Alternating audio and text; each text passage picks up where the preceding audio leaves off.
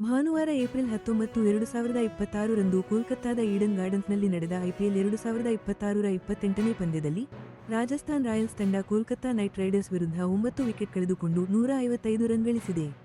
ಇದರೊಂದಿಗೆ night Riders ತಂಡಕ್ಕೆ 156 ರನ್ಗಳ ಗುರಿ ನಿಗದಿಯಾಗಿದೆ. ಈ ಸೀಸನ್ನಲ್ಲಿ ಆಡಿದ 6 ಪಂದ್ಯಗಳಲ್ಲಿ 5 ಸೋಲು ಹಾಗೂ 1 ಫಲಿತಾಂಶರಹಿತ ಪಂದ್ಯ ಕಂಡಿರುವ ನೈಟ್ ರೈಡರ್ಸ್ ತಮ್ಮ ಮೊದಲ ಗೆಲುವಿನ ನಿರೀಕ್ಷೆಯಲ್ಲಿದೆ. ಆದರೆ ರಾಜಸ್ಥಾನ್ ರಾಯಲ್ಸ್ ತಂಡ ಇದಕ್ಕೆ ತದ್ವಿರುದ್ಧವಾಗಿ ಆಡಿದ 5 ಪಂದ್ಯಗಳಲ್ಲಿ 4 ಗೆಲುವುಗಳೊಂದಿಗೆ ಅಂಕಪಟ್ಟಿಯಲ್ಲಿ 3ನೇ ಸ್ಥಾನದಲ್ಲಿದೆ. ಈ ಪಂದ್ಯದಲ್ಲಿ ತಮ್ಮ ಏಕೈಕ ಸೋಲಿನಿಂದ ಹೊರಬಂದು ಗೆಲುವಿನ ಹಾದಿಗೆ ಮರಳಲು ರಾಯಲ್ಸ್ ತಂಡ ನೋಡುತ್ತಿತ್ತು. ರಾಯಲ್ಸ್ ತಂಡಕ್ಕೆ ವೈಭವ್ ಸೂರ್ಯವಂಶಿ ಮತ್ತು ಯಶಸ್ವಿ ಜೈಸ್ವಾಲ್ ಹೆಚ್ಚು ರನ್ ಗಳಿಸಿದರೆ, ಕೆಕೆಆರ್ ಪರವಾಗಿ ವರುಣ್ ಚಕ್ರವರ್ತಿ ಮತ್ತು ಕಾರ್ತಿಕ್ ತ್ಯಾಗಿ ಬೌಲಿಂಗ್ನಲ್ಲಿ ಮಿಂಚಿದರು. ನಾಯಕ ರಿಯಾನ್ ಪರಾಗ್ ಟಾಸ್ ಗೆದ್ದು ಒಣ ಪಿಚ್ನಲ್ಲಿ ಬ್ಯಾಟಿಂಗ್ ಆಯ್ಕೆ ಮಾಡಿಕೊಂಡ್ರು.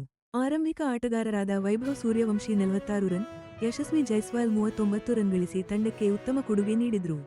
ಅವರ ಜೊತೆಯಾಟದ ನೆರವಿನಿಂದ ರಾಯಲ್ಸ್ 8.3 ಓವರ್ಗಳಲ್ಲಿ ಯಾವುದೇ ವಿಕೆಟ್ ಕಳೆದುಕೊಳ್ಳದೆ 81 ರನ್ ಗಳಿಸಿತ್ತು. ಆದರೆ ಕೋಲ್ಕತ್ತಾ ನೈಟ್ ರೈಡರ್ಸ್ನ ಸ್ಪಿನ್ ಜೋಡಿ ಪಂದ್ಯದ ಗತಿಯನ್ನೇ ಬದಲಿಸಿಬಿಟ್ಟು. ವರುಣ್ ಚಕ್ರವರ್ತಿ ಕೇವಲ 14 ರನ್ ನೀಡಿ 3 ವಿಕೆಟ್ ಕಬಳಿಸಿದ್ರೆ, ಸುನಿಲ್ ನರೈನ್ 26 ರನ್ಗೆ 2 ವಿಕೆಟ್ ಕಿತ್ತು ಭರ್ಜರಿ ಪ್ರದರ್ಶನ ನೀಡಿದ್ರು. ಕಾರ್ತಿಕ್ ತ್ಯಾಗಿ ಕೂಡ 3 ವಿಕೆಟ್ ಪಡೆದು ರಾಯಲ್ಸ್ ತಂಡವನ್ನ 155/9 ರನ್ಗಳಿಗೆ ಕಟ್ಟಿಹಾಕಲು ಸಹಾಯ ಮಾಡಿದ್ರು. ಸಾಮಾನ್ಯವಾಗಿ ಈಡನ್ ಗಾರ್ಡನ್ಸ್ ಪಿಚ್ ಚೇಸಿಂಗ್ ಮಾಡುವ ತಂಡಗಳಿಗೆ ಹೆಚ್ಚು ಬೆಂಬಲ ನೀಡುತ್ತೆ. ಇಲ್ಲಿ ಆಡಿದ 2 ಐಪಿಎಲ್ 2026 ಪಂದ್ಯಗಳಲ್ಲಿ ಮೊದಲ ಇನ್ನಿಂಗ್ಸ್ ಸರಾಸರಿ ಸ್ಕೋರ್ ಸುಮಾರು 204 ರನ್ ಆಗಿತ್ತು. ರಾಜಸ್ಥಾನ್ ರಾಯಲ್ಸ್ ನಾಯಕ ರಿಯಾನ್ ಪರಾಗ್ ಪಿಚ್ನ ಒಣ ಸ್ವಭಾವವನ್ನ ಗಮನಿಸಿ ಮೊದಲು ಬ್ಯಾಟಿಂಗ್ ಆಯ್ಕೆ ಮಾಡಿಕೊಂಡಿದ್ರು.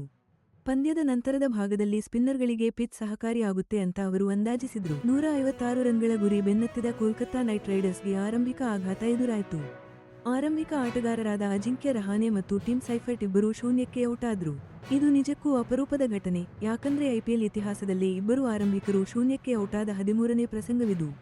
ರಾಜಸ್ಥಾನ್ ರಾಯಲ್ಸ್ ತಂಡದ ಆಂಡ್ರೆ ಬರ್ಗರ್ ಆರಂಭದಲ್ಲೇ ಅಜಿಂಕ್ಯ ರಹಾನೆ ಅವರ ವಿಕೆಟ್ ಪಡೆದು ಆಘಾತ ನೀಡಿದ್ರು. 6 ಪಂದ್ಯಗಳಲ್ಲಿ 5 ಸೋಲು, 1 ಫಲಿತಾಂಶವಿಲ್ಲದ ಪಂದ್ಯದಿಂದ ಈ ಸೀಸನ್ನಲ್ಲಿ ಕೆಕೆಆರ್ ಕಷ್ಟಪಟ್ಟಿದೆ. ಹೀಗಾಗಿ ಪಾಯಿಂಟ್ಸ್ ಟೇಬಲ್ನಲ್ಲಿ ತಮ್ಮ ಸ್ಥಾನ ಸುಧಾರಿಸಿಕೊಳ್ಳೋಕೆ ಈ ಪಂದ್ಯ ಗೆಲ್ಲೋದು ಅವರಿಗೆ ಭಾರಿ ಒತ್ತಡ ತಂದಿತ್ತು. ಇನ್ನೊಂದು ಕಡೆ ರಾಜಸ್ಥಾನ್ ರಾಯಲ್ಸ್ ತಂಡ ಆಡಿರುವ 5 ಪಂದ್ಯಗಳಲ್ಲಿ 4ರಲ್ಲಿ ಗೆದ್ದು ಪಾಯಿಂಟ್ಸ್ ಟೇಬಲ್ನಲ್ಲಿ ತಮ್ಮ ಅಗ್ರ ಸ್ಥಾನವನ್ನ ಭದ್ರಪಡಿಸಿಕೊಳ್ಳುವ ಗುರಿಯನ್ನ ಹೊಂದಿತ್ತು. ಇತಿಹಾಸವನ್ನ ನೋಡಿದ್ರೆ ಕೋಲ್ಕತ್ತಾ ನೈಟ್ ರೈಡರ್ಸ್ ಮತ್ತು ರಾಜಸ್ಥಾನ್ ರಾಯಲ್ಸ್ ತಂಡಗಳ ನಡುವಿನ 32 ಹೆಡ್ ಟು ಹೆಡ್ ಪಂದ್ಯಗಳಲ್ಲಿ ಕೆಕೆಆರ್ 16 ಪಂದ್ಯಗಳಲ್ಲಿ ಗೆದ್ದು ಸ್ವಲ್ಪ ಮೇಲುಗೈ ಸಾಧಿಸಿದೆ. ರಾಜಸ್ಥಾನ್ ರಾಯಲ್ಸ್ 14 ಪಂದ್ಯಗಳನ್ನ ಗೆದ್ದಿದ್ರೆ 2 ಪಂದ್ಯಗಳು ಫಲಿತಾಂಶವಿಲ್ಲದೆ ಮುಕ್ತಾಯಗೊಂಡಿವೆ. ಈಡನ್ ಗಾರ್ಡನ್ಸ್ನಲ್ಲಿ ನಡೆದ ಈ ಪಂದ್ಯ ಅವರ ಸ್ಪರ್ಧಾತ್ಮಕ ಇತಿಹಾಸಕ್ಕೆ ಮತ್ತೊಂದು ಪುಟ ಸೇರಿಸಿದೆ.